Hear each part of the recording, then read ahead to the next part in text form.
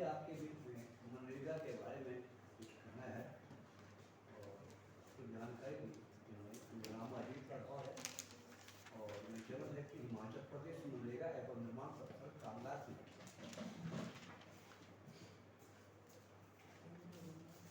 के बीच में साझा करूँगा मनरेगा एक्ट के बारे में।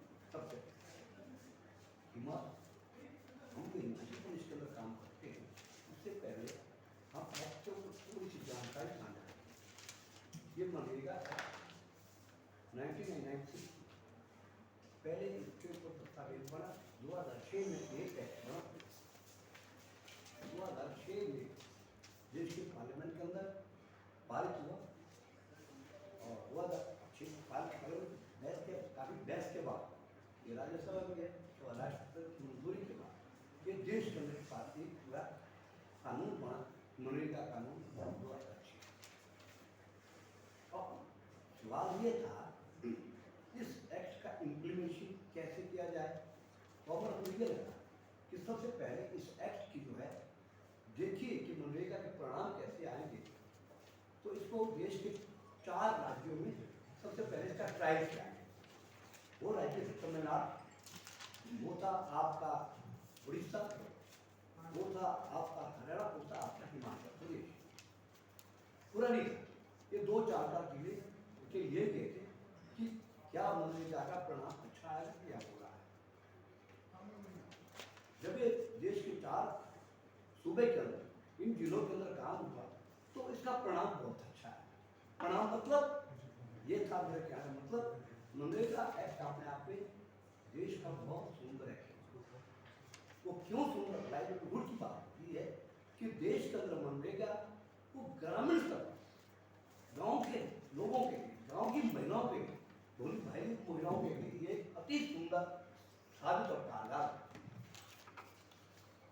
इस एक्ट के अंदर ये था कि मनरेगा के अंदर जो एक कल्पना थी कि आपका सुंदर गांव होगा, आपके गांव सुंदर गांव के अंदर अच्छी पावड़ी बनेगी, अच्छा कम्युनिटी भवन बनेगा, अच्छा दूसरी अन्य चीजें जो थी आपके जो है ना गौ शेड बनेंगे, कुछ दूसरे बनेंगे, अच्छी चीजें गांव को सुंदर देखने की कल्पना की गई इस एक्ट का। तो इस एक्ट को धीरे धीरे अब देश भर के अंदर लागू करने की प्रक्रिया शुरू हो गई कि उसको पूरी तरह से लागू किया जाए और 100 दिन के रोजगार की गारंटी दी गई ग्रामीण क्षेत्र की महिलाओं कामगार कि 100 दिन का काम किया जाएगा कि इतने दिनों में आप ये काम करेंगे 100 दिन के अंदर, ये आपको रोजगार की गारंटी देता है। ये इस एक्ट ने पूरे ग्रामीण क्षेत्र के अंदर, पूरे हिंदुस्तान के अंदर एक नक्शा तब्दील हो गया। ये अति सुंदर एक्ट है और इसको इम्प्लीमेंटेशन करने के तौर तरीके अलग अलग होते हैं। उसी बात ये 2006 एक्ट चलता रहा। अब जिस सूबे के अंदर ताकत थी, मैं ऑर्गेनाइजेशन में मैं संगठन में काम करता हूँ, जिस सूबे के अंदर सूबा मीन स्टेट, जिस स्टेट के अंदर ताकत थी, लोग अवेयर थे, वहां लोगों के अंदर जागरूकता अवेयरनेस कैंपेन पर लोग लड़ाई करें। यही एक्ट हमें क्या था, हमें 100 दिन का रोजगार दिया। पर हम हिमाचल में कह रहे थे, हमारे गांव के लोग जाते हैं सेक्रेटरी के पास मांगते हैं, हमको रोजगार नहीं, कहाँ रोजगार नहीं मिलता रोजगार। मैं हिमाचल कर नहीं रहा, एग्जाम्पल लिया। तो पूरे देश के अंदर जहां लोग जागरूक थे, वहां की इन्फॉर्मेशन बड़ी तेजी से हुई, जहां लोग जागरूक नहीं थे वहां इम्प्लीमेंटिंग हुआ। और पूरे देश के अंदर इसका इम्प्लीमेंटेशन होना शुरू हो गया। उसी तरह से ये बढ़ता बढ़ता आगे चला। हिमाचल प्रदेश के अंदर हम 2009 पर काम करना शुरू कर दिया। हमारे मतलब हिमाचल सरकार कि हम भी हिमाचल प्रदेश मनरेगा के ऊपर काम करते हैं और मनरेगा के ऊपर स्पेशली भर्ती की गई 2009 में JRS जो ग्रामीण रोजगार सेवक है, उसकी भर्ती भी की गई कि वो स्पेशली ग्रामीण और जो है मनरेगा का काम देखेंगे और मनरेगा के ऊपर काम करेंगे। अब हिमाचल प्रदेश के अंदर भी जहां जहां लोग जागरूक थे, वहां लोगों को कुछ मिला, मनरेगा का काम हुआ, बहुत अच्छा हुआ। पर इस एक्ट के अंदर कुछ बातें थी जो हिमाचल प्रदेश के अंदर के लोगों को तो बहुत कम पता है। गांव के भोले भाली महिलाएं हमारी बहनें, उनको क्या मालूम है? यह तो मैं सुनता ब्यूरोक्रेट्स को ही मालूम नहीं है कई जगह पर। नहीं बिल्कुल कतई पता नहीं है कि यह क्या कहता है। इस एक्ट में साफ सुथरी बात कही है कि आपको 120 दिन का काम देना है, बिल्कुल देना है। आप नहीं देते हैं तो फार्म नंबर 6 भर के करके आपको बेरोजगारी भत्ता देना है और आपको काम करना है।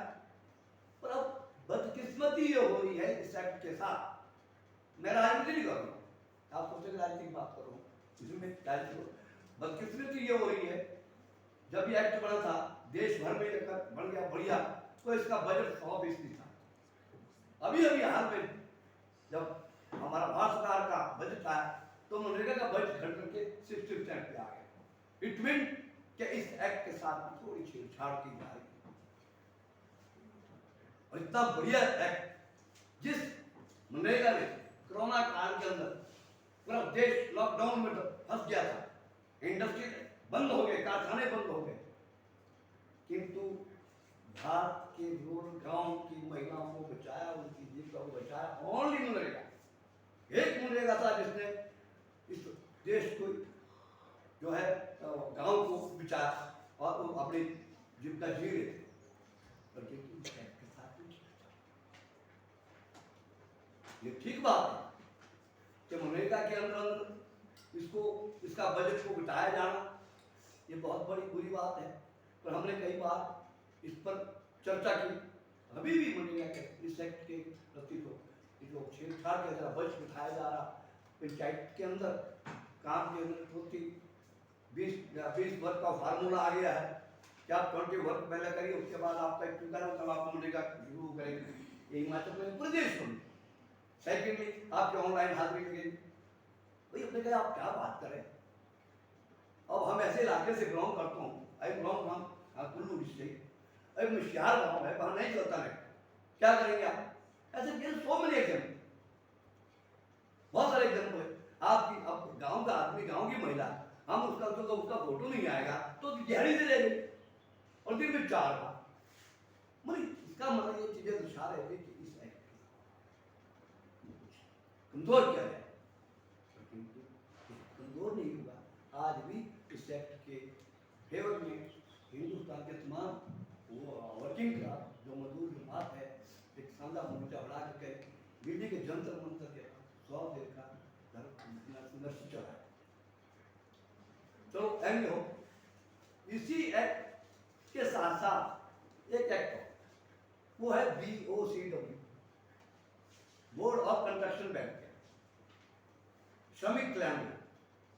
श्रमिक कल्याण बोर्ड अलग अलग सूबे में अलग अलग, हमारे भी हिमाचल श्रमिक कल्याण बोर्ड में लेबर का पैसा है वो उस कल्याण बोर्ड में जाए, वहां से बच्चों को इसके जो वेलफेयर की योजना है तो आएगा और काम बढ़ेगा। अब हिमाचल प्रदेश में किया, हिमाचल प्रदेश में भी 2013 में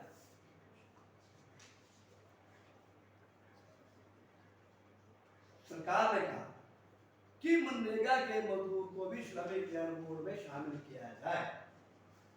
और सबसे बड़ा मजदूर, ज्यादा मजदूर वो था हिमाचल प्रदेश का मनरेगा का। हिमाचल प्रदेश में कितनी इंडस्ट्रियां हैं? 3 इंडस्ट्रियां हैं। छोटा ठीक है, पावर सेक्टर का मजदूर है, नो डाउट है ना। अभी 4 लाइन का है उसमें वो दैट इज वो अलग बात है। पर क्वेश्चन ऑफ दिस मनरेगा का वर्कर हिमाचल प्रदेश में, और हिमाचल सरकार ने हमारा मनरेगा मजदूर को जोड़ा श्रमिक कल्याण बोर्ड में 2013 में। अब श्रमिक कल्याण बोर्ड में क्या, उसमें क्या, उस एक्ट में क्या प्रावधान? उस एक्ट में यह प्रावधान है जो मजदूर, मनरेगा का मजदूर या निर्माण कार्य का मजदूर जो BOCW में पंजीकृत होता है उसे कुछ लाभकारी योजना मिलेगी। वो क्या लाभकारी योजना है? पहले बहुत थी, शुरू में तो इन योजनाओं के बारे में नहीं बताया गया। शुरू में साइकिलें बांटी, सोलर हीटर बांटे, लाइटें बांटी, तो लोगों को ये नहीं बताया कि जो श्रमिक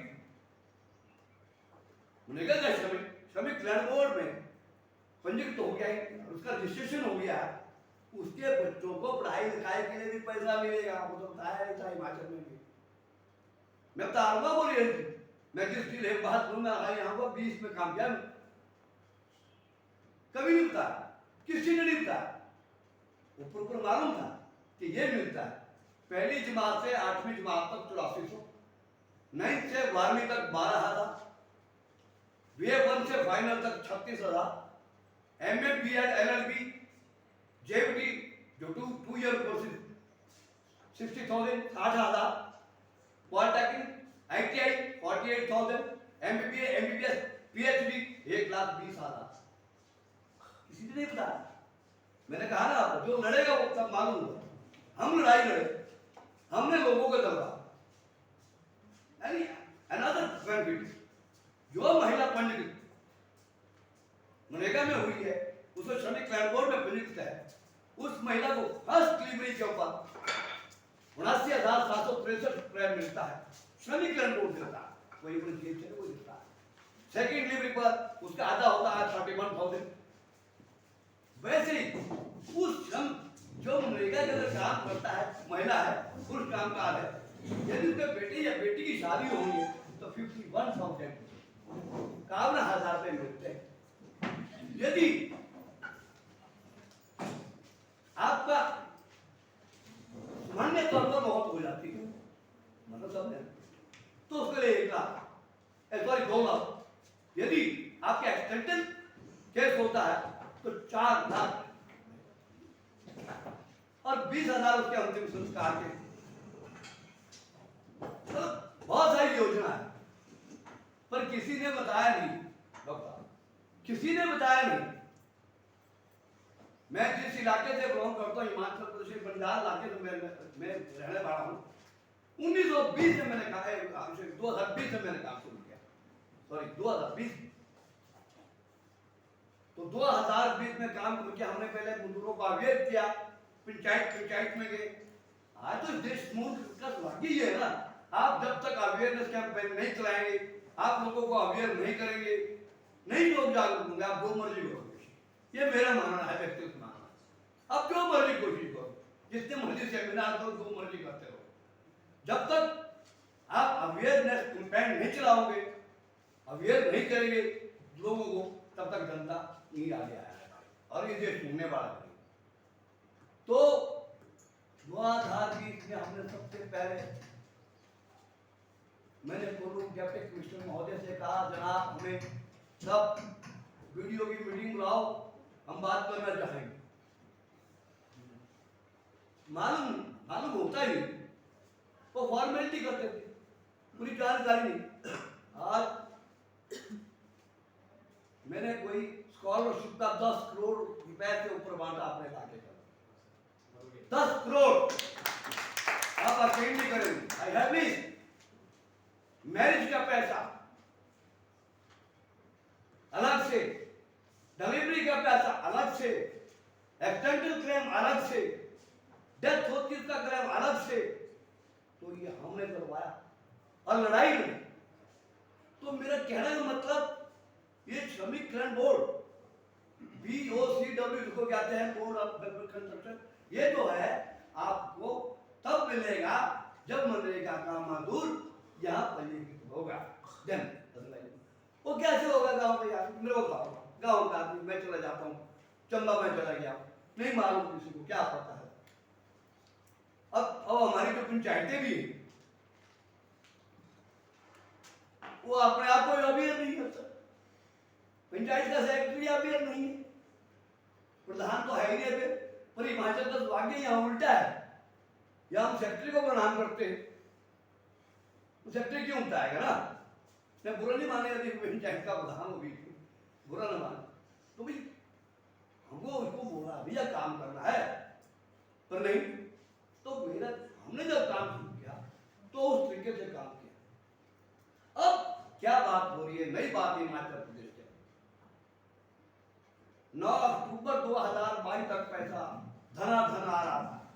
हमने मान लिया कि अक्टूबर के बाद 15 अक्टूबर को हिमाचल प्रदेश में आचार संहिता लगती है, हमने वो भी मान लिया।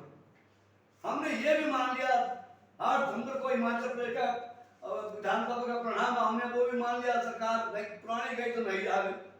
हमने ये भी मान लिया, अब 4 महीने आपको सेटिंग करने के लग गए मारा।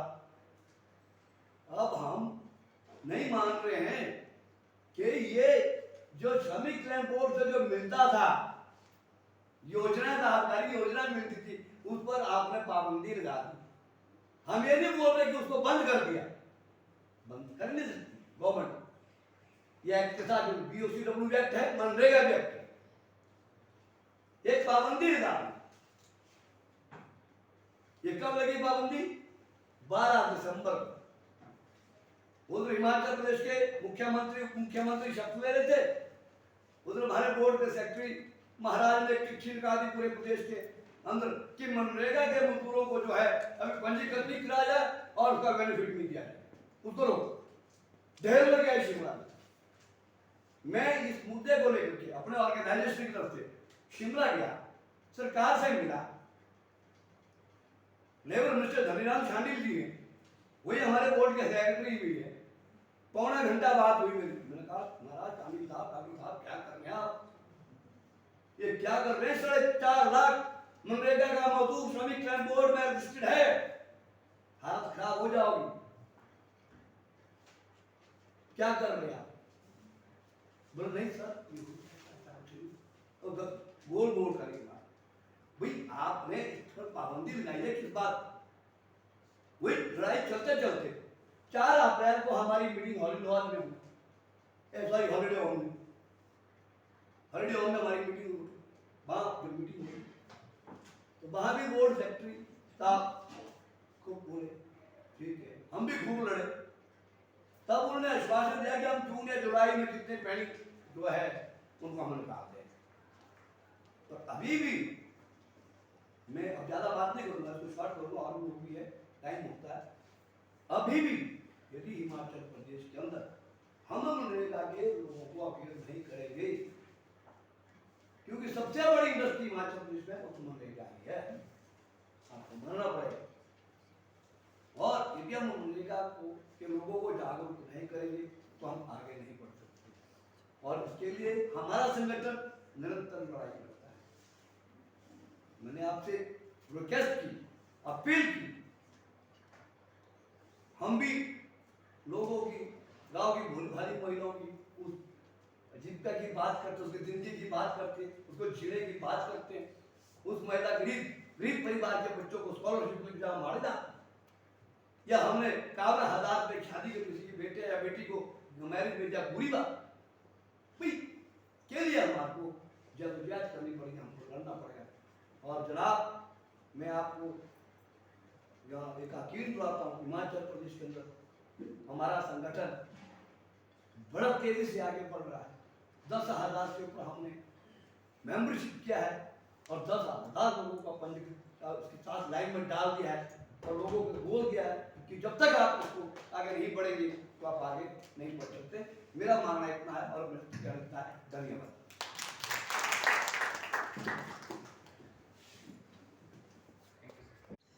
Good afternoon. मैं भी 11:30 बजे चल रहा हूँ। मेरा जो टॉपिक है वो है फॉरेस्ट राइट एक्ट, वन अधिकार कानून 2006 उसको बोलते हैं। इसमें कंफर्टेबल है आप इंग्लिश में, हिंदी में, हिंदी में। तो इस कानून से पहले का थोड़ा सा ये होता है, तो उसके हमारे को हम भी जब छोटे थे तो किताबों में हमें पढ़ाया गया कि जंगल जो है वो खूबसूरती के लिए होता है, और यही पढ़ाया अच्छी हवा मिलती है। जंगल से क्या मिलता है? अच्छी हवा मिलती है। जंगल से क्या मिलता है? अच्छा पानी मिलता है। और उसी अध्ययन में हमें बचपन से ऐसे पढ़ाया गया कि जब हम थोड़ा बड़े हुए समझने लगे कि यार जंगल से होता क्या है, तो पता चला हवा नहीं है, हवा तो एक मतलब कंपोनेंट, लेकिन जीवन मिलता है उससे। और वो जीवन हवा वाला जीवन नहीं है, वो जीवन है आजीविका का जीवन।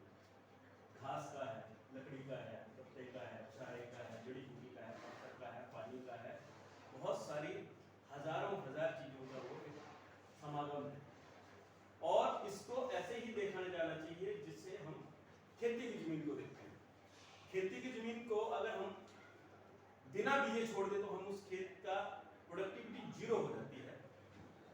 वैसे ही अगर इस लैंड को हम फॉरेस्ट के लैंड को अगर हम दूसरे सेंस में सिर्फ हवा के सेंस में इसको देखते हैं तो इसका जो प्रोडक्टिविटी है उसको हम कैलकुलेट नहीं कर पाते। हिमाचल प्रदेश के अंदर 67% जो वो जंगल की भूमि है और शायद आप लोग जानते हैं इस बात को कि हमारे पास एग्रीकल्चर लैंड जिसमें हम एग्रीकल्चर करते हैं वो मात्र 11.5% है और उस 11.5% में भी जो अर्बन डेवलपमेंट हुआ, जो हमारे रोड्स निकले, उसमें से भी लगभग 1.5% से ज्यादा लैंड हमारी जा चुकी है।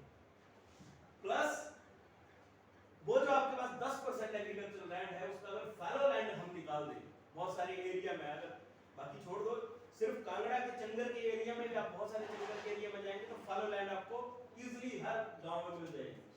तो 0.5% से ज्यादा लैंड फैलो लैंड चली गई है छोटे छोटे एरिया में और उतनी जो लैंड बचती है उसके सिर्फ 20% में हम इरिगेशन करते हैं, बाकी लैंड रेन और हम ज्यादा जो अपने जीवन को देखते हैं वो उसी लैंड के आसपास देखते हैं, जबकि हमारा बहुत बड़ा जीवन का हिस्सा फॉरेस्ट लैंड पे चलता है। फॉरेस्ट लैंड का जो प्रोडक्शन है उसके बारे में कभी किसी ने बात नहीं, प्रॉपर बात नहीं। तो पार्लियामेंट में ये चर्चा हुई कि हमारे पास बहुत एक्ट है, forest act, Indian forest act आया 1927 में, उसके बाद कई सारी फॉरेस्ट पॉलिसीज आई और 1980 में फॉरेस्ट कंजर्वेशन एक्ट आया, बायोडायवर्सिटी एक्ट आया, वाइल्ड लाइफ प्रोटेक्शन एक्ट आया, एनवायरमेंटल पॉलिसीज आई, लेकिन ये सारी पॉलिसी सारे एक्ट जो हैं वो कहीं भी जो कम्युनिटी है उसको सेंटर में रख के बात नहीं करते। लेकिन जो लोग काफी टाइम से फॉरेस्ट लैंड को, हिंदुस्तान के जो लोग थे और इंटरनेशनली बहुत सारे जो संगठन थे, बहुत सारे लोग थे, बहुत सारे पॉलिसी पेपर, रिसर्च पेपर जो आ रहे थे वो ये बोल रहे थे कि जब तक हम फॉरेस्ट लैंड को, जो हमारे पास एक लैंड है, इतना बड़ा प्रोडक्शन यूनिट है, इस यूनिट को अगर हम कम्युनिटी के लाइवलीहुड के साथ जोड़ के नहीं देखेंगे तब तक हम शायद पूर्ण विकास की बात नहीं कर पाएंगे। हमें जो इंडस्ट्रियल डेवलपमेंट का जो मॉडल है वो हमें सबको रोटी नहीं दे पाएगा, जो संरक्षण का जो मॉडल है वो नहीं चल पाएगा क्योंकि वो संरक्षण का मॉडल धीरे धीरे प्रिजर्वेशन का मॉडल बन गया। ये बंद कर दो, इस लैंड को बंद कर दो, यहाँ पे तार वाड़ लगा दो, यहाँ पे तार वाड़।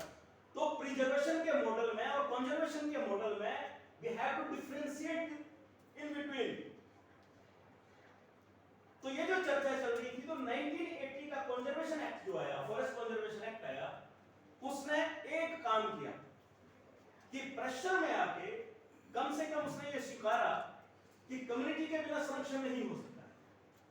और वो पहला एक्ट था जिसमें कम्युनिटी का पार्टिसिपेशन इन कंजर्वेशन की बात की गई। लेकिन कैसा? Partial, mean without giving any rights to the community, to the individual, they are assuming that the community has to participate in the conservation.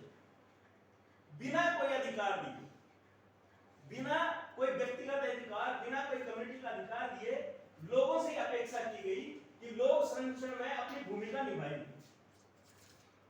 और ये देश भर में किया गया और एक मॉडल बनाया गया जिस मॉडल का नाम था ज्वाइंट फॉरेस्ट मैनेजमेंट, JFM। बहुत प्रिवेलिंग हुआ। वो हिमाचल प्रदेश के कांगड़ा जिला के अंदर 586 गांव में उसको ट्राई किया गया। बायलैटरल एजेंसी GIZ थी उसको और फॉरेस्ट डिपार्टमेंट ने मिलकर इस प्रोजेक्ट को इंडो जर्मन जंगल प्रोजेक्ट के नाम से, IGCP के नाम से इसको शुरू किया और उसका पालनपुर में ऑफिस बना। 586 गांव के साथ जब काम किया और उस काम में भी क्या हुआ, जब लोगों ने बोला कि आपका प्रोजेक्ट 10 साल का पीरियड कंप्लीट कर चुका, आपने हमें बोला कि जिस जंगल को आपने लगाया है इसका मैनेजमेंट राइट और इसका यूज का राइट आपको मिलेगा, अब आप हमें लिख के दो। तो क्योंकि कोई एक्ट प्रिवेल नहीं करता था तो लोग क्या हो गए, अपने आप साइडलाइन हो गए, ठगी से महसूस कर। और वो जो सारा उसका जो राइट्स है वो फॉरेस्ट डिपार्टमेंट के पास। तो लड़ाई फिर ज्यादा तेज हुई कि JFM का जो मॉडल है, ज्वाइंट फॉरेस्ट मैनेजमेंट का जो मॉडल है, वो ज्वाइंट फॉरेस्ट मैनेजमेंट का मॉडल वो मॉडल नहीं है जो कम्युनिटी को एम्पावर करता है। वो अपोजिट मॉडल है। वो मॉडल क्या है? वो कंजर्वेशन की थ्योरी जो प्रिजर्वेशन के नाम से चल रही है, उसी थ्योरी को कहीं ना कहीं एम्पावर कर रहा है। तो 2006 में आके ये सारी जो डिस्कशन थी वो कल्मिनेट हुई, और उस कल्मिनेशन में पार्लियामेंट में जब डिस्कशन हुआ 2005 में, तो ये सबसे पहले स्वीकारा गया कि इस देश के अंदर लगभग 72 साल 72 इयर्स हो गए और हमने बहुत बड़ा सिन किया, पाप किया, इनजस्टिस किया विद द कम्युनिटीज, कि हमने उनको आज तक फॉरेस्ट के ऊपर, जिसके ऊपर उनकी आजीविका चलती है, उसके ऊपर राइट नहीं दी। तो इस एक्ट का जो प्रीएम्बल है उसमें लिखा गया to undo the injustice, historical injustice, इसमें पहली लाइन लिखी गई। और ये शायद पहला अपने आप में एक ऐसा एक्ट है जिसमें सरकार ये स्वीकार करती है कि उससे गलती हुई है। अदरवाइज किसी एक्ट में वो गलती स्वीकार नहीं करती। हर एक्ट में वो क्या करती है कि ये चीजें ठीक नहीं हो रही हैं, इसके लिए हम एक्ट ला रहे हैं। आपका रोड सेफ्टी ठीक नहीं है तो रोड सेफ्टी का एक्ट आ रहा है, आपका मनरेगा में लोगों को लाइवलीहुड नहीं मिल रहा है तो हम मनरेगा का एक्ट ला रहे हैं। ये पहला एक्ट था जिसका प्रीएम्बल मतलब समझता है ना, प्रीएम्बल ये बोलता है कि to undo the historical injustice. तो the intensity to bring this act and the idea behind this, you can imagine. तो जब फॉरेस्ट राइट एक्ट 2006 आया तो वो चार मुख्य अधिकारों की बात कर रही है, जिसमें ये कंसीव किया गया कि इस देश के अंदर करोड़ों लोग ऐसे हैं जो जंगल के आसपास रहते हैं या जंगल में रहते हैं, तो उनको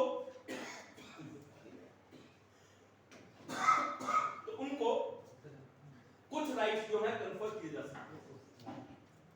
तो क्या क्या राइट्स की बात हुई? उसमें पहला राइट था कि जो लोग जंगल की भूमि के ऊपर अपना घर बना लिए हैं, खेत करते हैं, गौशाला बना ली है, या सर्दियों के लिए लकड़ी रखने का प्रावधान है, या कोई अन्य ट्रेडिशनल वर्क उस पर्टिकुलर एरिया में करते हैं जिससे उसकी जीविका जुड़ी हुई है, तो उसको बोला उन्होंने individual right in the forest right है, कि ये व्यक्तिगत अधिकार हो गया।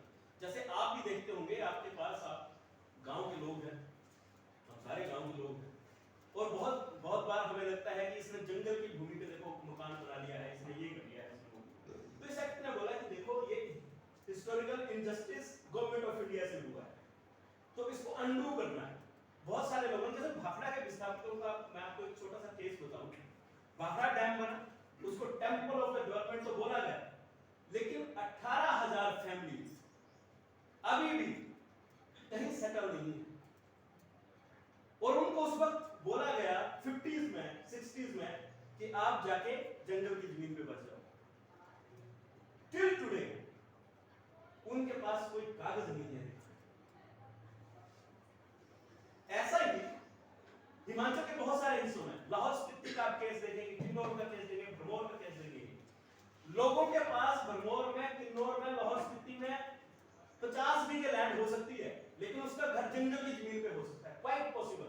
हमें बड़ा अजीब लगेगा कि भाई 50 बीघे तुम्हारी जमीन है और तुमने जंगल की जमीन पे घर बनाया है, ये तो गलत बात है।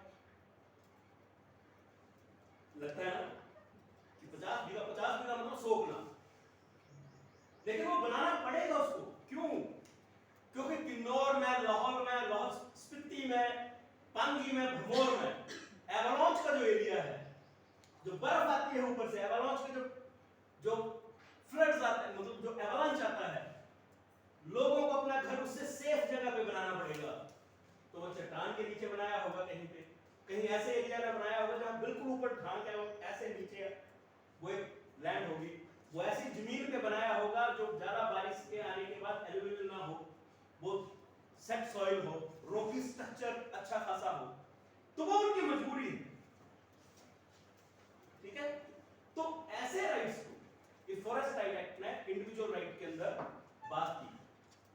दूसरा इसमें राइट बोला community right, community forest right. Community forest right क्या है? आप लोग देखते हैं कि आपके गांव के या हमारे गांव के जो लोग हैं, या हम खुद जो लोग हैं, वो जंगल से कई तरह की चीजें लाते हैं। गाय चराते हैं हम, हम घास लाते हैं, हम मिट्टी लाते हैं अपनी लिपाई के लिए या आंगन में करने के लिए, हम वहां से लकड़ी लाते हैं जलाने के लिए, हम वहां से चीड़ की पत्ती लाते हैं। आजकल कुछ जो महिलाएं हैं और इससे पहले भी कुछ महिलाएं उससे उत्पाद बना रही हैं।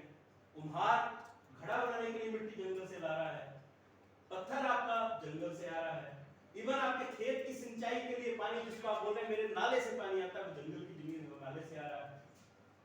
तो ये जो सारी चीजें हैं, चाहे वो पानी है, चाहे वो कम्युनिटी के जितने फॉरेस्ट रिसोर्सेज हैं, जड़ी बूटी है, आपको थोड़ी सी खांसी हो जाती है, क्या बोलते हैं घर की दादी, क्या बोलते हैं मम्मी, क्या बोलते हैं, क्या फलां पत्ता लिया, उसका बस तेरे को थोड़ा सा वो करेंगे और एक चबा देना, उससे हो जाएगा। तो वो खेत में नहीं उग रहा है, वो जंगल में है। तो ये जो सारे रिसोर्सेज हैं, इसको इस राइट ने बोला these are the forest resources and it should be a right of the community to use this, to sell this. तो community forest right, community forest resources जो है उसके ऊपर राइट्स की बात करता है। और इस एक्ट में मैंने पहले बोला ना, जो आपका जो फर्स्ट लाइन है, to do the historical injustice, उस लाइन को अगर आप देखेंगे तो इसी में एक और बात की गई। वो बात की गई कि आपके गांव के अंदर ये जितने रिसोर्सेज हो रहे हैं, इस रिसोर्सेज को कंजर्व करने का, इसको मैनेज करने का जो राइट इस एक्ट में फुल फ्लेज राइट दिया गया। फॉरेस्ट कंजर्वेशन एक्ट में, बायोडायवर्सिटी एक्ट में, वाइल्ड लाइफ प्रोटेक्शन एक्ट में, और इस एक्ट में जो मेजर जो डिफरेंस आया वो ये आया कि ये जेएफएम की बात नहीं कर रहा है, ये ज्वाइंट फॉरेस्ट मैनेजमेंट की बात नहीं कर रहा है। ये बात कर रहा है कि जो गांव के लोग हैं उनको ज्यादा पता है कि जंगल लगाना कैसे है। आप एक चीज देख रहे हैं, मैं बहुत सालों से ये बात को सुनता हूं कि फलां गांव की औरतें चीड़ की पत्ती से फलां चीज बना रही हैं।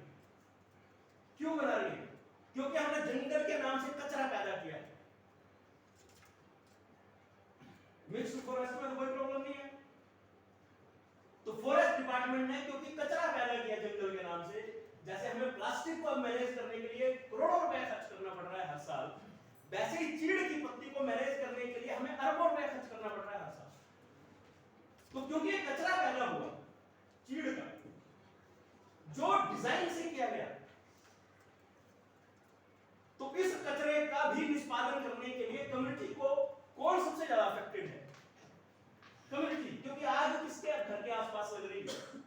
कम्युनिटी। किसकी चिरागा जल रही है? कम्युनिटी। किसके वहां पे जो छोटे छोटे श्रब्स हैं, हर्ब्स हैं, किसके जल रहे हैं? कम्युनिटी के। वर्ड्स जो वहां पे हर साल जल जा रहे हैं, किसके जल रहे हैं? कम्युनिटी के।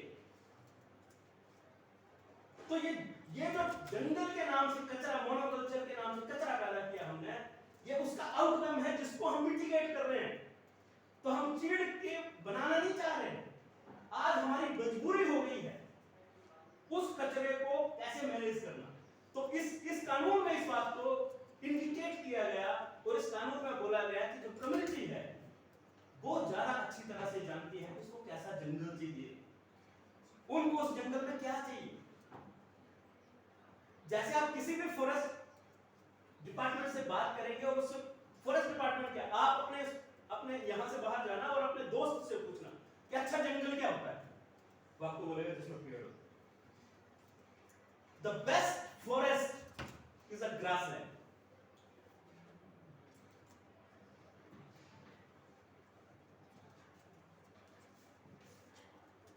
उसको हम जंगल, हमें बताया नहीं किताब में, क्योंकि हमें किताब में पढ़ाया क्या, बच्चों पेड़ लगाओ, बच्चों ये पेड़ लगाओ। हमारे टीचर ने भी वही हमें डाला, हमारे माँ बाप ने भी वही डाला, जो बुजुर्ग थे उन्होंने नहीं डाला।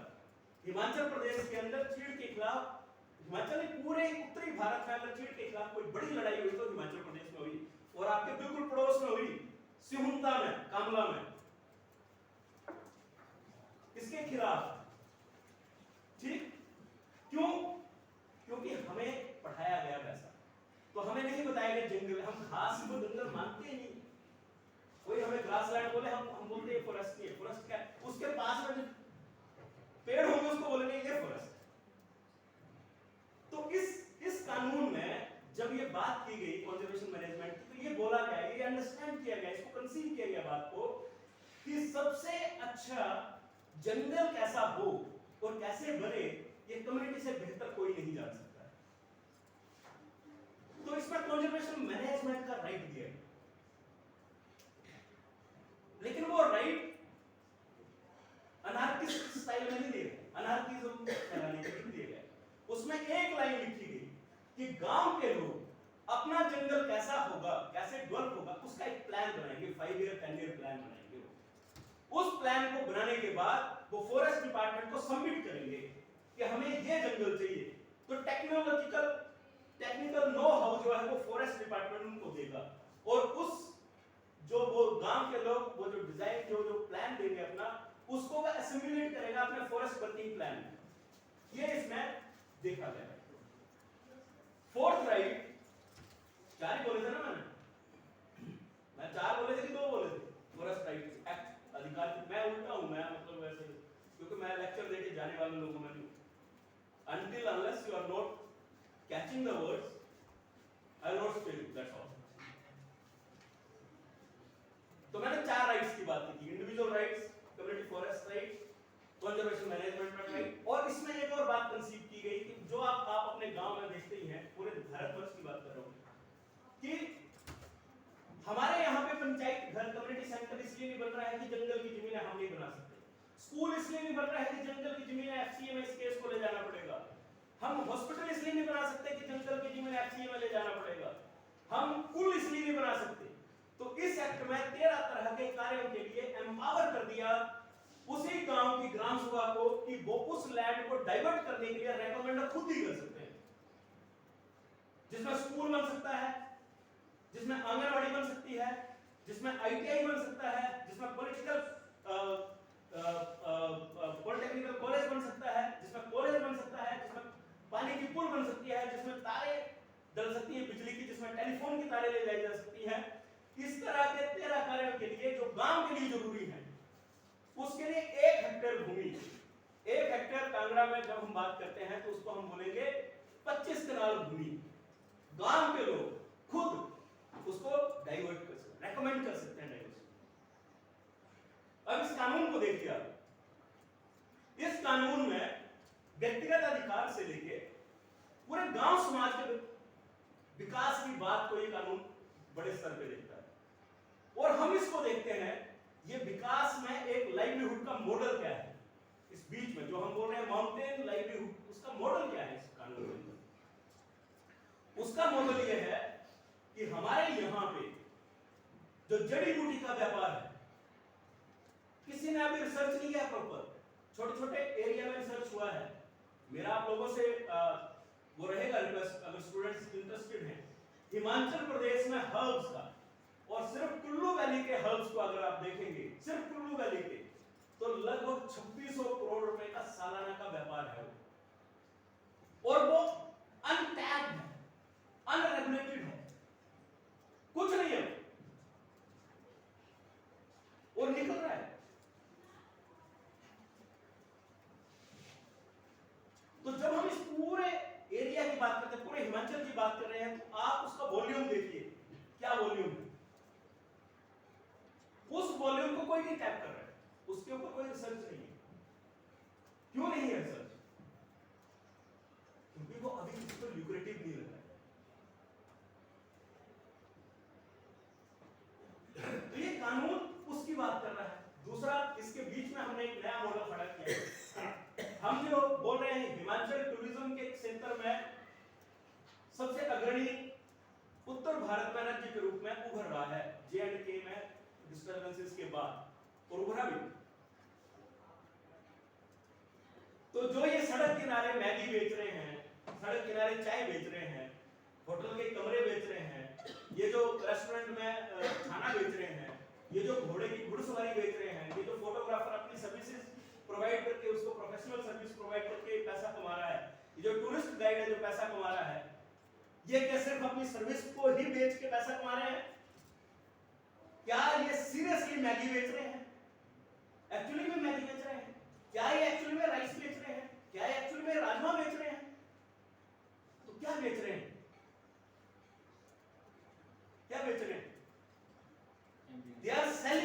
beauty of the state. They are selling the nature of the state. And these are the outcomes of that beauty. कि तुम्हारे धंधे चल रहे हैं.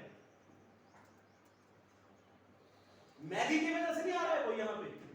रूम की वजह से कोई नहीं आ रहा है. रूम्स एल्सवेयर पूरी दुनिया में उससे बड़ी उसको कहीं भी मिल सकते हैं. He is selling the beauty, and beauty lies with the community, because historically community ने उस beauty को बचाया. So this is also a resource of the community. So this act also permit such kind of management of such kind of activities in lieu with the Panchayati Raj Act. So this is the beauty of the act. कि इसने पूरे aspect को human development से लेके ecological development, ecological sustainability तक की बात की है. ये एक्ट ऐसा है. तो इस एक्ट में ये प्रावधान है. उसका प्रोसेस है, वो अलग प्रोसेस है.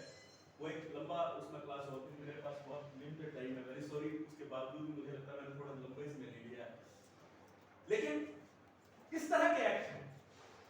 हमारा कंसर्न क्या है? हम एक ऑर्गेनाइजेशन है, पीपल फॉर ह्यूमन डेवलपमेंट. हम क्यों आए हैं? हम इसलिए आए हैं, हम ये चाहते हैं कि इस यूनिवर्सिटी के स्टूडेंट, इन कॉलेजेस के स्टूडेंट अल्टीमेटली इन सारे इश्यूज पे बात करें, रिसर्च करें, इस पे कुछ अपना काम करें, सो दैट ये जो कम्युनिटी है उनको इसमें कुछ सपोर्ट मैकेनिज्म खड़ा हो, इंफॉर्मेशन का सपोर्ट मैकेनिज्म खड़ा हो, आपका स्किल उसमें डेवलप. ये हमारा इसमें इस पूरे प्रोसेस में आने का मकसद है. और आप बहुत ही कीनली मेरी बात को सुना. बहुत कुछ मैंने पता नहीं अच्छा रखा बुरा रखा हुआ, यू नो बेटर. मेरी बात को कीनली सुना, उसके लिए बहुत ही धन्यवाद. Thank you very much. Thank you sir. हमने बहुत ही डिटेल में और बहुत ही जोशीले शब्दों में सर जो गांव था, ये गेटवे था हमारे लाहौल स्पीति के लिए, for the Lahaul and for the Spiti also, दोनों जगह के लिए हमारा गेटवे था. तो बहुत कम लोग शायद इस जगह को जानते होंगे, या शायद अब भी अगर जान रहे हैं तो अटल टनल को सबने सुना होगा. अटल टनल के जो नॉर्थ पोर्टल का जो एरिया है वो मेरी पंचायत का इलाका है, जिसे यूजुअली पीपल से इट इज सिसु. सिसु भी मेरा एक पास का इलाका है जहाँ से मेरा जुड़ाव है. तो मैं शुरुआत सिर्फ फोक्सर से इसलिए कर रहा हूँ कि हमारा जो पैसा का जो टॉपिक है ये भी एक मैनेजमेंट से जुड़ा हुआ टॉपिक. जैसे कि अभी संदीप भाई ने FRA पे बहुत शायद मेरे हिसाब से विस्तार से आप लोगों को चीज़ें बताई है जो शायद आप लोगों को समझ भी आ गई है. तो रूरल लाइवलीहुड और कम्युनिटी एम्पावरमेंट ये शब्द बहुत ज़्यादा चले हैं जो शायद मैं भी इसमें अभी इस्तेमाल करूँगा. तो जैसे अभी संदीप भाई ने कहा था कि कम्युनिटी से बेहतर कोई भी किसी इलाके को अच्छे से नहीं जान सकता है, और कम्युनिटी को एम्पावर करना ही किसी इलाके को एम्पावरमेंट देना, जैसे जिसको मैं शायद डिसेंट्रलाइजेशन ऑफ पावर भी कहूँगा. कि अगर अपने देश में ग्रामीण इलाकों को विकसित करने का मौका मिलेगा तो उसी से ही हमारा देश विकसित हो सकता है. क्योंकि जो छोटा छोटा इलाका है उसको एम्पावर करने के लिए जो हमारे अधिनियम बने हैं वही उन चीज़ों को एम्पावर कर सकते हैं. मैं पैसा की बात करूँ, पैसा एक पंचायती राज का एक्सटेंशन है फॉर शेड्यूल्ड एरियाज. तो इसका जो 1994 में वैसे एग्जिस्टेंस में आया, तो एक भूया कमेटी थी, समिति थी, जिसने प्रपोज किया और इसमें संरक्षण की बात को जोर डाला गया, खासतौर पे अनुसूचित क्षेत्रों में जिसको शेड्यूल्ड एरिया कहते हैं. तो अनुसूचित क्षेत्रों में इसके विस्तार की बात इसलिए हुई क्योंकि संरक्षण का एक अहम मुद्दा था.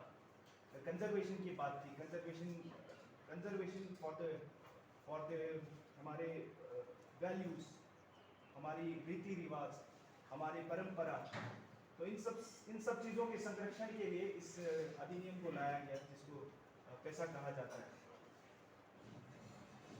मुझे लगता है कि बहुत कम अभी लोग शायद यहाँ पर इस हॉल में शायद कोई शेड्यूल एरिया से हो जो पार्टिसिपेट कर रहे हो, फिर भी हमारा जो इलाका है वो लाहौल स्पीति, किन्नौर और आपके चंबा के पांगी भरमौर का इलाका है, जहाँ पे ये हमारा पैसा होता है, जो एक अधिनियम मिला है। हालांकि इसको लागू करने में कई समस्याएं भी है जो मैं आगे शेयर करूंगा। और जब इसको लागू किया गया था तो ये पार्शली जो है हमारे 63 स्टेट्स में हमारे पार्शली और 43 डिस्ट्रिक्ट्स में ये फुली इसको इम्प्लीमेंट किया गया था। और इम्प्लीमेंटेशन की अगर मैं बात करूं तो इसके इम्प्लीमेंटेशन में कई खामियां भी है। और बेसिकली जो पैसा था ये भी सोशल जस्टिस के लिए आया था, जैसे सामाजिक न्याय, राजनीतिक न्याय और आर्थिक न्याय। तो इसका जो सबसे इसके फाउंडेशन का जो सबसे कोर जो चीज़ था वो ग्राम सभा थी। हम सब जानते हैं कि ग्राम सभा की जो शक्ति है वो वहाँ के लोगों से होती है। तो पार्टिसिपेशन ऑफ द पीपल, किसी भी चीज़ को हम बना रहे हैं तो उसके पार्टिसिपेशन की बात थी कि आप हम मिल बैठ के कोई योजना बनाएंगे, जो एक पैसा की जो एक खास जो वैल्यू है वो योजना थी कि किसी जगह के संरक्षण के लिए हम क्या कर सकते हैं, उसके कंजर्वेशन के लिए हम क्या कर सकते हैं। तो इसमें समिति के गठन की बात थी, जो समिति बननी थी उस समिति का गठन क्यों होना था, वो बेसिकली इसलिए होना था कि हम किन किन चीज़ों पे अपना संरक्षण दे सकते हैं। खासतौर पे बहुत से हमारे जनजातीय क्षेत्र हैं इंडिया में, उन जगहों पर खनिज बहुत अधिक मात्रा में होती है। तो उस खनिज के मालिक कौन, बेसिकली उसका संरक्षण का दायित्व किस पे है, उसके संरक्षण की भूमिका कौन निभाएगा। तो सरकार कोई चीज़ बनाती है तो सरकार को शायद ये मेरे हिसाब से समझना चाहिए कि जब तक हम उसको डिसेंट्रलाइज नहीं कर सकते हैं चीज़ों को, तो उसको कंजर्वेशन पे लाना बहुत मुश्किल है। और शायद इसी को देखते हुए ये एक्ट बना। और इस एक्ट में हम लोगों का मुख्य जो बिंदु है वो फिर से मैं इसी पे आऊँगा कि संरक्षण। अभी आप अपने क्षेत्र में अगर कुछ काम कर रहे हैं तो उस जगह के रीति रिवाज, परंपराओं को संरक्षण का जो भूमिका है वो भी आपका ही है। तो उसी तरह हमारे कहने के लिए जो हमारे जो अनुसूचित क्षेत्र है वहाँ के संरक्षण का भी भूमिका वहाँ के लोगों की। तो उन लोगों के सामाजिक न्याय के लिए, सोशल जस्टिस के लिए एक अधिनियम पैसा था। मैं फिर से पैसा पे ही जोर डाल रहा हूँ ताकि आप लोग थोड़ा इसको समझें। इसमें कुछ चीज़ों पे, जैसे आरपीएमसी एक कमेटी गठित होती है जिसे हमने रिसेंटली अपने पंचायत में आने के बाद गठित किया था, जो resource planning and management committee. इस कमेटी का मुख्य काम जो था वो ये था कि हम किसी भी लैंड को अगर कोई उस पर एक्विजिशन पे जा रहा है तो उसके एक्विजिशन से सबसे पहले उस जगह के लोगों से रिकमेंडेशन होना बहुत ज़रूरी है। मान लीजिए कि अगर मेरे क्षेत्र पे कुछ काम होना है तो वहाँ के लोगों को सबसे पहले उस चीज़ पे इन्वॉल्व कराना इस अधिनियम की एक सबसे खास बात। हालांकि इसमें बहुत इसके इम्प्लीमेंटेशन में कमज़ोरी मैं इसी के साथ जोड़ते हुए आपको बताऊंगा। मेरा जो क्षेत्र है, अगर आप में से कोई लोग आए हैं तो लास्ट ईयर हमारे यहाँ पे एक साडा जो स्पेशल एरिया के अथॉरिटी डेवलपमेंट का एक बैरियर इम्प्लांट किया। उसके प्लांट करने पर हमें आपत्ति हुई और हमने आपत्ति को कई तरीके से जनता के सामने रखा भी कि हम इस चीज़ का अपोज करते हैं। तो कई लोगों ने उसको डाइवर्ट करके ये कहा कि ये पूरे एरिया के डेवलपमेंट के लिए अगर कोई फंड कलेक्शन होना है तो इसमें किसी क्या आपत्ति होगी। तो यहाँ मैं इसके हनन की बात करता हूँ कि इसमें वहाँ के लोगों के अधिकारों को एक तरह से हनन किया गया, क्योंकि अगर आपने कंसल्टेशन नहीं किया है, उस जगह के लोगों से उस चीज़ पे बात नहीं की है, तो शायद ये इसका हनन था और जो आज भी हो रहा है। तो मैं इसको इस तरीके से रिलेट करके आपको बता सकता हूँ कि यहाँ इम्प्लीमेंटेशन में हम बहुत कमज़ोर हैं। और मैं आप लोगों से रिक्वेस्ट भी करूँगा कि कभी आप आएँ तो हमारे इलाकों में आके इन सब चीज़ों पे आप प्लीज़ काम करें, क्योंकि आपका एकेडमिक वाला वो है फेज़ है, तो शायद आप इस चीज़ को ज़्यादा अच्छे तरीके से आगे ला सकते हैं। इसका पुअर इम्प्लीमेंटेशन यहीं पर ही हुआ था, एक्विजिशन। ये सिर्फ इस बैरियर को लेकर नहीं, इसके अलावा भी कई सारी चीज़ें हैं जिसपे एक्विजिशन की जब बात आती है तो रिकमेंडेशन के लिए जब कोई जाता है, रिकमेंडेशन की जब बात होती है तो पंचायत के लोगों से बहुत कम समय पूछा जाता है या पंचायत से अगर पूछा भी जाता है, उनकी ना के बावजूद इसी अधिनियम के ऊपर एक अधिकारी को भी एक पावर दी गई है, जो शायद आयरनी है इस अधिनियम की। तो कानून बनने के बाद अगर किसी चीज़ के ऊपर कोई अधिकारी है तो शायद वो लोकतांत्रिक व्यवस्था में भी एक प्रहार है। मैं सेकंड जाता हूँ इसके power to control the planning.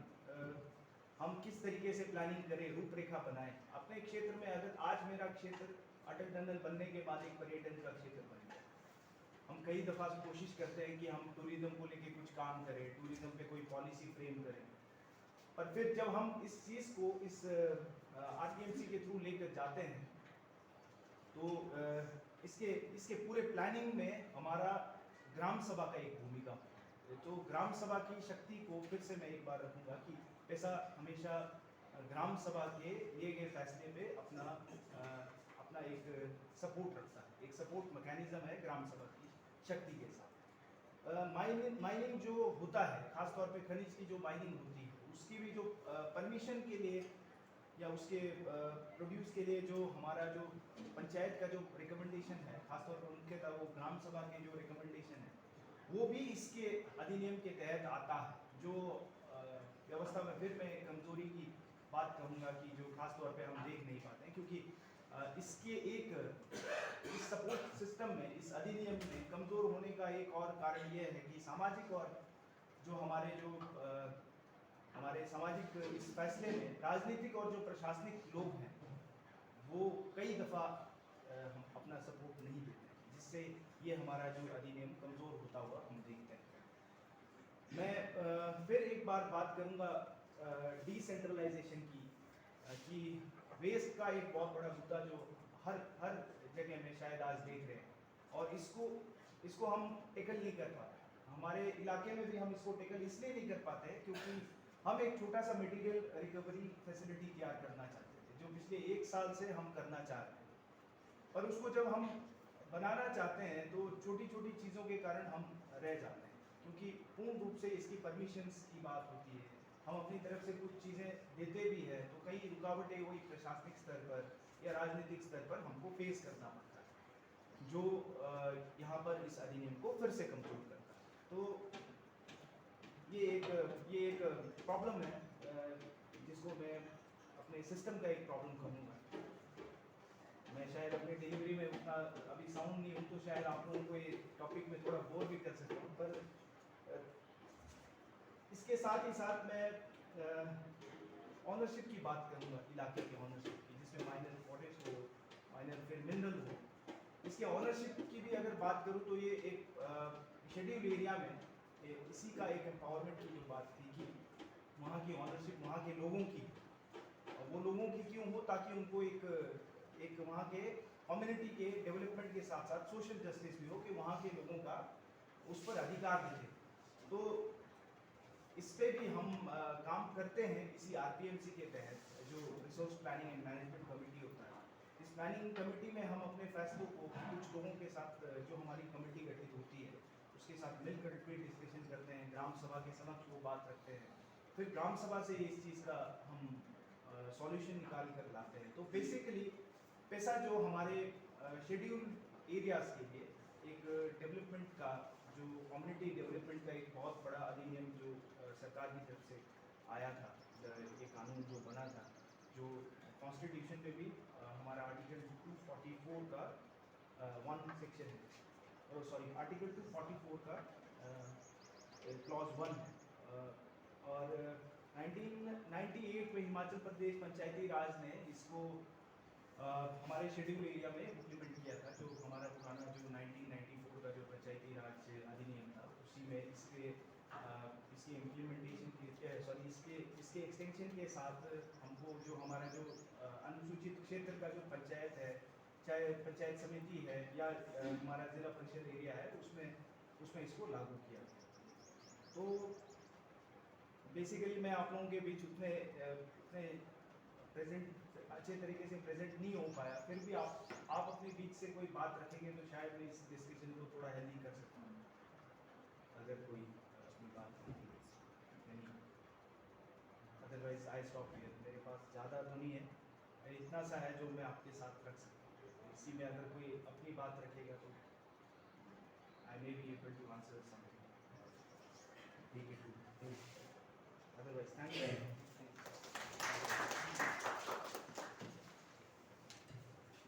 Thank you very much. शब्दों से अधिक बहुत उत्तम भावनाएं होती है, हम आपकी भावना को समझ रहे थे सर, तो धन्यवाद सर आपका। मैं श्री अजीत राठौर से फिर से एक बार निवेदन करूँगा कि स्टूडेंट्स को मैं स्पेशली बात ले रहा था, इनके फायदे की बात है, स्कॉलरशिप इनको मिलेगी तो ज़्यादा बेनिफिट होगा, तो स्टूडेंट प्लीज़ नोट कर लें। प्रोसेस बताएंगे सर आपको कि किस प्रोसेस से आपको स्कॉलरशिप मिलेगी, उसके लिए आपको क्या क्या करना है, प्लीज़। ये अच्छी बात हुई जो सर ने, अभी कई बार हम इंस्टीट्यूशन में जाते हैं और लोग उड़ाते हैं तो क्या क्या प्रक्रिया है इसकी, तो थोड़ी बात हूँ मैं ना आपको जान पहचान से पहले, मैंने अपने इलाके में पीएचडी बहुत कम इलाके वो करते हैं, तो 5 लोगों को पीएचडी का स्कॉलरशिप दिलवाया मैंने, जिनको 1,20,000 रुपये मिला, गरीब थे, दलित थे। संगत राम सन ऑफ जबरू राम, उसका बेटा पीएचडी कर रहा था शिमला यूनिवर्सिटी, तो हमने फॉर्म भरा उसका, तुम पंचायत का चुनाव, तो बेटे उसके फादर ने खुश हुए कि पहली बार 1,20,000 सीधा अकाउंट में। तो संगत राम ने, बाकी लोगों ने मिठाई के पैकेट हमारे ऑफिस में लाए, 1 किलो को लाया, आधा किलो को लाया। संगत राम गाँव का आदमी है, दलित है, गरीब है, उधर 10 किलो बोरा लाया, 10 लोगों को करके हमारे बच्चों को, मुझे मेरे पैसे आ गए 1,20,000, तो हमने पैसे। मेरा कहने का मतलब क्या है, आप ये स्कॉलरशिप की प्रक्रिया से पहले आपने क्या करना, खास करके स्टूडेंट को ले, और उसमें 2 बातें का ध्यान रखना है आपने। पासबुक स्टूडेंट ने बनाया, सॉरी जो पहचान पत्र बनता है हमारे इलाके में उसको पासबुक कहते हैं, श्रमिक कल्याण बोर्ड की पासबुक, बट पासबुक नहीं होती वो, उसमें लिखा होता है आइडेंटिटी कार्ड, पहचान पत्र। जब आप पहचान पत्र की प्रक्रिया में जाएंगे, मान लो आपके पापा गवर्नमेंट जॉब करते हैं, आपकी मम्मा घर में हाउसवाइफ है, तो हाउसवाइफ अप्लाई कर सकती है पंचायत में जॉब कार्ड के, राइट, समझा रही है? आपके मम्मा वो अप्लाई कर सकती है जॉब कार्ड के लिए। जब जॉब कार्ड आपकी मम्मा का बनता है तो तुरंत आप जो है श्रमिक कल्याण बोर्ड के दफ्तर जाना, ठीक है, श्रमिक कल्याण बोर्ड से फार्म लेना कि हमने मनरेगा में रजिस्ट्रेशन करना है या श्रमिक कल्याण बोर्ड का रजिस्टर करना है। तो 3 प्रकार के फार्म मिलेंगे आपको, 27 नंबर फार्म, 28 नंबर फार्म। यदि आप कुछ बच्चे यदि इंटरेस्टेड होंगे तो मैं आपको नंबर दूंगा अपना, मैं कल ही आपको व्हाट्सएप करके भेज दूंगा, जिसको जो चाहिए होगा, ठीक है। पहली प्रक्रिया है कि आपकी मम्मी यदि हाउस वाइफ है उनके नाम से बनेगी, तो पहले आपकी प्रक्रिया होगी रजिस्ट्रेशन की, राइट। जब आपकी मम्मी रजिस्टर्ड होंगी या आपकी मम्मा जॉब में है, पापा घर में, समझ रहे आप, मैंने रेंज अफसरों की डीबीओ के पास बुके बनाए, कार्ड बनाए, बनेगी ना, वो गांव में जॉब कार्ड इसलिए बन गया, तो क्या मतलब है, आपको जॉब कार्ड से मतलब है ना। तो यदि मम्मा जॉब में है तो पापा घर में है, तो पापा का जॉब कार्ड के लिए अप्लाई करना है। आपका एक बार कार्ड बन जाए, दुकान राष्ट्रपति नहीं रुकेगा, तो लीगली प्रोग्राम है ना ये कि मैं मनरेगा का ये जॉब कार्ड है, मैं ये काम करता हूँ, मैं या मम्मी है, मैं ये काम करता हूँ, अप्लाई कर, तब मिलेगा ना तरीका। अब हमारे पास गांव के लोग आते हैं, हमसे पूछते नहीं, हाँ जी हमने बहुत सिर्फ का बात, आपके यहाँ साइट नहीं होगी ये प्रक्रिया ना, कांगड़ा साइट नहीं होगी, हमारे दफ्तर में तो भीड़ लगी होती गाँव में, हमारी कुल्लू की भाषा में हमने भरना जी फार्म, वो किस का फार्म, वो वजीफा मिलेगा आपको, स्कूल कॉलेज में वजीफा मिलेगा, और लोग बेचारे को नहीं बता रही, उनको मिल रहा है, वो काम हम कर रहे हैं। तो मेरा मतलब क्या है भाई, स्कॉलरशिप आपको मिल रहा है तो क्यों मिल रहा है, एजुकेशन डिपार्टमेंट आपको स्कॉलरशिप मिलता है 95% के ऊपर मार्क्स जिसके आते हैं, देते नहीं देते जनाब, या झूठ बोल रहा हूँ? हम क्यों दे रहे हैं आपको? हम इसलिए दे रहे हैं, हम तरलीम दे रहे हैं गवर्नमेंट को कि इनकी मम्मी या इनके पापा वो गांव में मनरेगा का वर्कर है, मनरेगा का काम करता है और वो रजिस्टर्ड कामगार है, पंजीकृत कामगार है, तब आपको मिल रहा है ना वृत्ति। हम जाते हैं दाम बड़ा करना भाई, आपको तब मिल रहा है पैसे का। मान लो वेरिफिकेशन हो जाती है, मान लो वेरिफिकेशन होती है, उनको भी तो पता होना चाहिए, उनकी मम्मी, आपकी मम्मी को या किसी पापा को पता होना चाहिए कि मेरे बेटे को वजीफा क्यों मिला। पूछते हुए क्या आपके बेटे को क्यों? आप हाँ जी, आप हाँ जी, मान लो कोई गुड्डी देवी है, गुड्डी देवी आपके बेटे को क्यों मिला वजीफा? अब गुड्डी देवी को पता ही नहीं है, वो टाल टोल करेगी, मतलब मेरे कहने का मतलब समझ रहा, पर गुड्डी देवी को बोलना पड़ेगा कि मैं श्रमिक कल्याण बोर्ड में पंजीकृत है, ठीक है। और जो हम स्कॉलरशिप के फॉर्म भरते हैं ना, हम आंखें बंद कर नहीं भरते हैं। बच्चा मान लो लॉ कर रहा है यूनिवर्सिटी से, घर है कुल्लू उसका, उसकी मम्मी आती है, फॉर्म भरती है हमारे पास शैक्षणिक सहायता हेतु आवेदन पत्र, तो हम उस फॉर्म को शिमला यूनिवर्सिटी भेजते हैं वेरिफिकेशन के लिए। वहां से वेरीफाई होकर आएगा, तब आएगा दोबारा हमारे दफ्तर में, हमारे ऑफिस आएगा, फिर डालेंगे हम उसको श्रमिक कल्याण बोर्ड में कि इतनी फाइल है, ये इतनी फाइल है। एक और आता है गाँव का, उसका बच्चा पढ़ता है 10th में, वो भी वेरिफिकेशन के लिए जाएगा। मतलब जो भी डॉक्यूमेंट है वो हमारा लीगली काम होना सही, वो जाएगा वेरिफिकेशन के लिए। समझा लिया? ये है स्कॉलरशिप के लिए। बाकी तो चलो भी, जिन आपको जिन जिन बच्चों को चाहिए, मेरी हेल्प चाहिए होगी, आप चाहते हैं कि हमने भी बनानी, मुझे लगता है कि कांगड़ा में कार्यक्रम नहीं है, मेरे को लग रहा है ना, यदि है कहीं तो ठीक है। ये जिनको बच्चों को मेरी मदद की जरूरत है, जॉब कार्ड तो बहुत है सर इनके बने, चाहिए मेरी मदद की जरूरत है, मैं आपको नंबर दूंगा, तो मैं कल ही आपको फॉर्म भेज दूंगा, ठीक है। चाहिए ये फॉर्म बजाओ, तुरंत जाना है, और कुछ नहीं है, इनको बड़ी इजली बनती है। कंडीशन हम तो यही तो काम मैं करता हूँ, यही अवेयरनेस कैंपेन चलाता हूँ पूरे प्रदेश में, आउट ऑफ स्टेट भी जाता हूँ कभी कभी, कि नहीं भाई लोगों को करो जागो, लोगों को मालूम ही नहीं है सर, मालूम आपको। उसमें राठौर जी वो बच्चे जानना चाह रहे हैं कि जब आप बोल रहे हैं ना रजिस्टर्ड होना पड़ेगा बोर्ड में, वो उसको मजदूर को, तो उसका क्या कंडीशन होता है, कितने दिन उसका मिनिमम चाहिए? हाँ वो भी है ना, वो 90 डेज, 90 हो सकता है। और वो ऑनलाइन होगा ऑफलाइन होगा, उसका तरीका क्या नहीं, होगा? उसका तरीका है, जैसे आप फॉर्म भरेंगे, आप सरकार बोलेगी 90 दिन चाहिए, ठीक है। अभी आपके मनरेगा के दिन नहीं जुड़ेंगे, पहले मनरेगा भी चलता था। मान लो आपके मम्मी के घर में लगे हैं मनरेगा के दिन 40 या लगे 50, 90 लगे तो बहुत ही अच्छी बात हो गई। 90 डेज का काम है ना, 90 दिन चाहिए इस काम के लिए। तो मान लो 50 लग गए, 50 दिन आपने लाया और जेल से सर्टिफिकेट कि सर ये 40-50 दिन है मेरी मम्मी की, अब 90 तो हो नहीं पाएंगे, हम बोले क्या इसका फार्मूला है। अदर देन उसमें फार्म और होता है, ठीक है, मतलब वो होता है कंस्ट्रक्शन वर्क का, ठीक है। हम 40 दिन आपके मम्मी या पापा के वहां और जोड़ते हैं कंस्ट्रक्शन वर्क के, फिर हो गए 50+40 90 दिन हो गए, 90 दिन फाइल हो गई, टच फाइल बन गई, 90 दिन की हमने बढ़ा दी, सेक्रेटरी की भी स्टैंप लग गई और गवर्नमेंट कॉन्ट्रैक्टर की भी लग गई। पर आजकल जो है अभी मनरेगा के दिन नहीं आएंगे आप, अभी मनरेगा में लिख रवायत में चला गया हाँ मुद्दा,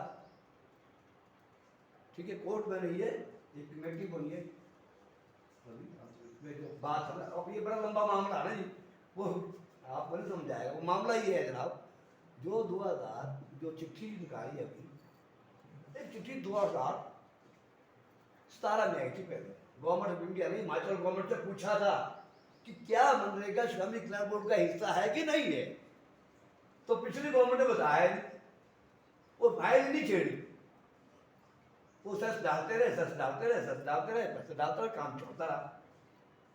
अभी पिछले जब चुनाव हुआ तब तो काम हो रहा था, तो विक्रम क्रोध जी हमारे लेबर मिनिस्टर थे, तो उन्होंने कहा मेरा भी बंद करो, मेहरबानी, चुनाव सिर पे थे। जब चुनाव सिर पे थे तो फाइल जम पड़ी।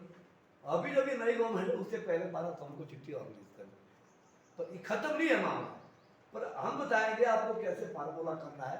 कंस्ट्रक्शन का भरना है भारत, 90 दिन किसी ठेकेदार से रहे हैं, कहीं भी काम करते हैं। पहले तो इजी वर्क था ना कि चलो किसी काम में गाँव का घर का भी फार्मूला होता था कि किसी में काम पर लगे बाद में 90 डेज था, पंचायत के लिए आ जाते थे। 90 दिन तो वैसे मिले नहीं बात कोई पूर्व कहीं किसी पंचायत में, मैंने कहा लोग बड़े है ना, वो उस टाइप का अवेयरनेस नहीं है, पता नहीं लोगों को क्या है। इधर है सर, हमीरपुर कांगड़ा में काफ़ी है सर, इसमें हो जाते हैं। हमीरपुर में तो बहुत ज़्यादा है ना, हमीरपुर में हमीरपुर में बहुत ज़्यादा है, पर मंडी में भी ज़्यादा है। कांगड़ा में पता नहीं कितने कांगड़ा में है सर, इनके है बच्चे सर, गाँव में काफ़ी लोग हैं क्योंकि 90 दिन ले चुके होंगे, हम्म। काफ़ी लेडीज जो है वो कंटिन्यू लगी होती हैं। हाँ हाँ, हमीरपुर में तो ज़्यादा है, वो भी कुछ इम्पैक्ट इलाकों में है, हाँ, कुछ इलाके कुछ एरियो में। हाँ, मीरपुर के भी कुछ एरियो में हमें विजिट किया ना, कुछ एरियो में। हाँ, मंडी के भी कुछ एरियो में, सरकार साइड का, धर्मपुर साइड का कुछ इम्पैक्ट। अब सुंदरबन जाएंगे तो बताइए कुछ नहीं। तो ये है, मतलब इसकी हम पूरी आपको जानकारी देंगे, ठीक है ना। मैं आपका नंबर छोड़ दूंगा, यदि आप में से बच्चे को इंटरेस्टेड है तो उसको काम करेंगे। थैंक यू सर, आपका नंबर प्लीज। हाँ, मेरा नंबर लिखो जी आप, 78 76 36 70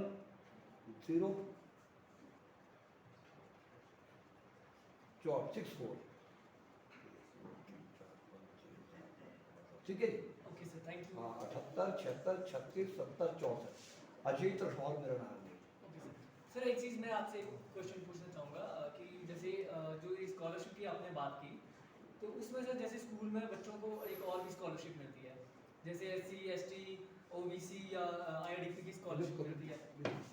तो क्या ये जब स्कूल में बच्चा पढ़ रहा है तो क्या ये दोनों स्कॉलरशिप के लिए एलिजिबल होगा या उनमें से एक स्कॉलरशिप लेनी पड़ेगी? ना, दोनों के लोग, दोनों के। दोनों डिफरेंट हम है। देखो ना, ये आपका मुद्दा आता कर सकते हैं। तो बीएड कॉलेज से बच्चा एक वहाँ बीएड कॉलेज, वो लड़की कास्ट से, उस लड़की को वहाँ से उसका भी कुछ वजीफा मिलता था।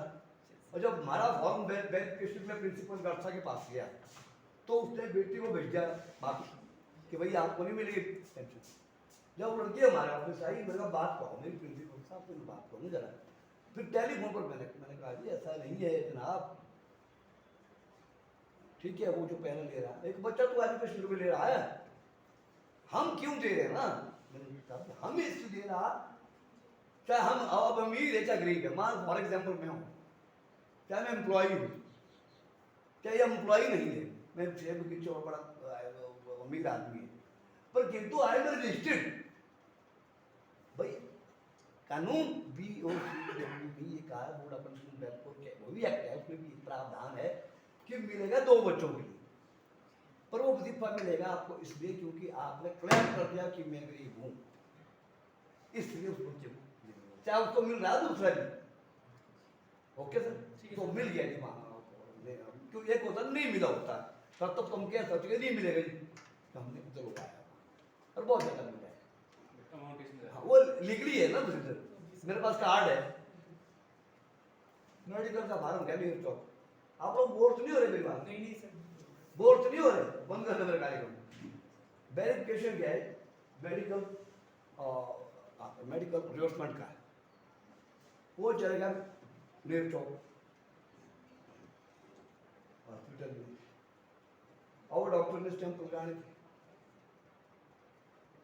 बोले लगड़ी आपको बहुत अमीर आदमी मेरे को पता, वो जानते हैं मेरे को पता आप अमीर है, क्या बोले मिलेगी। फिर हमने बात कर दी, मैं क्या है क्या मामला, ये मेडिकल वर्क किसे मिलेगी। एक्ट में कहा गया है जिस कामगार के मेरा फार्म भर गया, पहला 27 नंबर फार्म मेरा, 28 नंबर फार्म हो गया नॉमिनी का, मेरा मेरी वाइफ के आगे, मेरे 2 बच्चे, मेरा फार्म मेरी वाइफ, वो नॉमिनी हो गई, मेरे 2 बच्चे वो बेनिफिशियरी हो गए। अब 4 फैमिली हो गए ना, और चारों फैमिली इसके हकदार है, ठीक है भाई। अब मेरा कार्ड भी बन गया जी, और लास्ट के लिए जब लिखा गया सर, में पास लिखा है, गवर्नमेंट की नोटिफिकेशन है, डॉक्यूमेंट है, उसमें लिखा गया है कि आपको ये तो होगा इनडोर, आउटडोर 50,000, इंडोर 1,00,000 रुपये पैसा मिलेगा उस काम का। यदि गंभीर बीमारी से ग्रसित हो, जैसे कैंसर इत्यादि, तो उसके लिए 5 लाख। तो हमारे पास था 1,00,000 बड़ा मामला, वो दाखिल भी था, उसका दाखिल का जो होता है ना पर्चा लगता है, बाकायदा वो होता है, कार्ड बनता है। अब कभी भी नेर चौक हॉस्पिटल से हमारा कोई व्यक्ति खाली नहीं आता, और पता लग गया ना उनको कि आ रहे हैं, है ना। बहुत सारे हमारे घर को डिलीवरी के आजकल डिलीवरी हॉस्पिटल नेर चौक जाते हैं, तो हमारे को वेरिफिकेशन चाहिए कि क्या वहाँ डिलीवरी हुई, क्या वहाँ की वेरिफिकेशन चाहिए कि भाई उस बात उस महिला ने जब बच्चे को जन्म दिया तो उसके लिए है, तो हमको सर्टिफिकेट चाहिए। तो ये जानकारी हमने थोड़ी दी। तो मेरा नंबर जिनको चाहिए होगा वो मेरा नाम है ना जी। Thank you. Thank you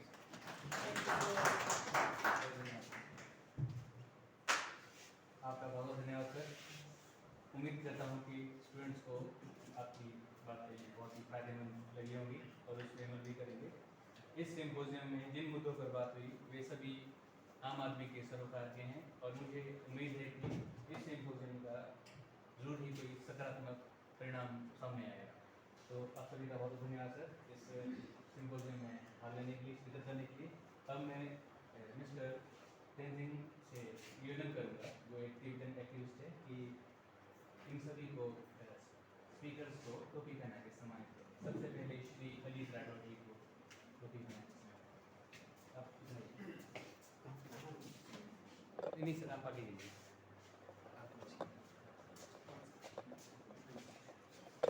Shri Ali Rathore जी।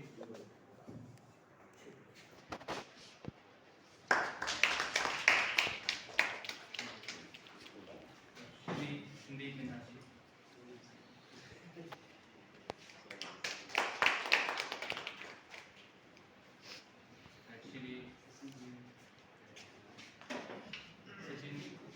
सचिन मेरू भाई।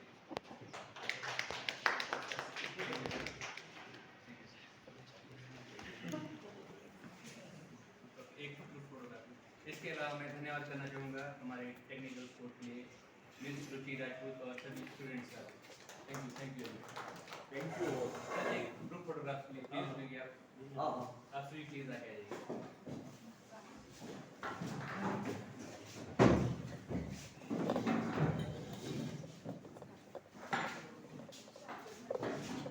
किधर है आप थोड़े पीछे जाओ ना, यहाँ पे थोड़े पीछे बैकग्राउंड में लोग और जाएंगे। आप आइए।